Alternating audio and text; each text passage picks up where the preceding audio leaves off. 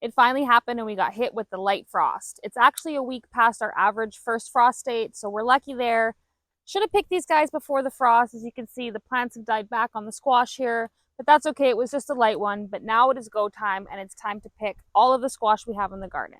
So as you see, all of this brown dried stuff, that's what got hit with the frost. Anything that's still green is okay. And it was actually only the squash that got hit. The tomatoes are still fine, dill, that's the squash over there. Beans are still good.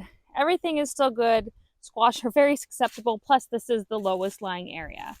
You do actually want to pick before a frost because as you can see the discoloration on this squash, so where it's kind of almost a more clear color, that got froze.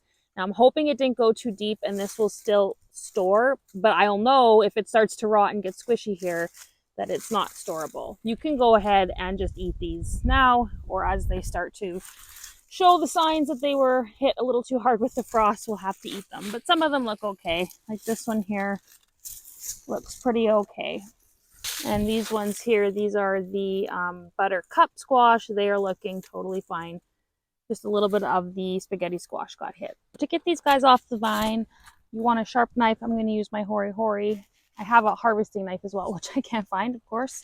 But you want to keep as much stem as you can. So I'm just going to kind of peel this back and I'm going to cut the vines away from the stem. Cut towards your hand.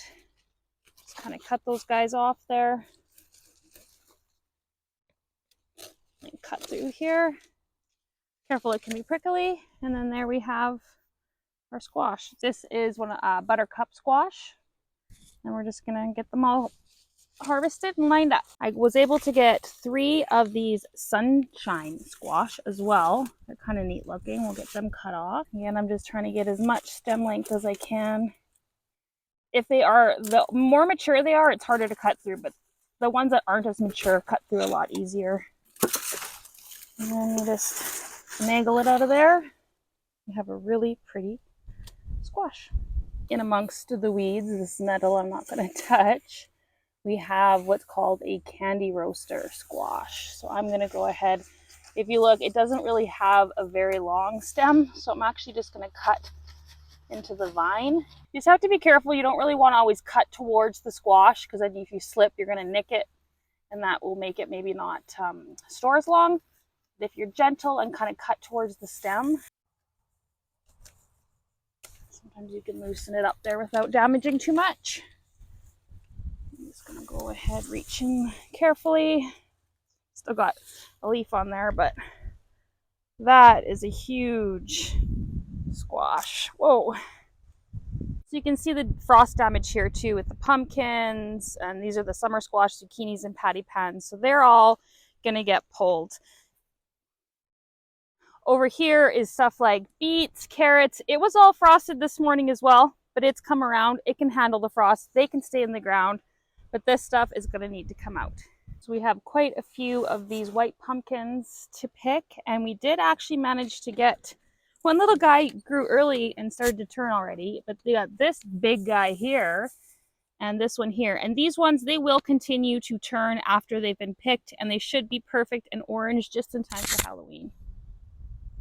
That one might become a pie. I was actually going to cut this one off, and as I grabbed it, I pushed into it, and it is super soft. You can kind of see it push in like that. So either this started rotting or it got a good frost on it. Now this bigger one here, it's a bit slick, but I can't really push into it. So because it was bigger and more mature, it's probably going to be okay, but I'll just have to watch it as it ripens. Here is the final haul of the mostly winter squash. We just have the zucchini there, which is technically a summer squash. But all of these I'm just going to put inside, let them cure for a couple of weeks, and then they will hopefully last us throughout the winter. Again, we have our white, we'll call it Blanco pumpkin. These are a sunshine squash. We have just a normal old Howden pumpkin. These are a moonshine spaghetti squash. We have our buttercup squash. I did get one little, I don't know if it's a butter bush or a butternut squash. It's not really ripe, so it probably is not going to be very edible.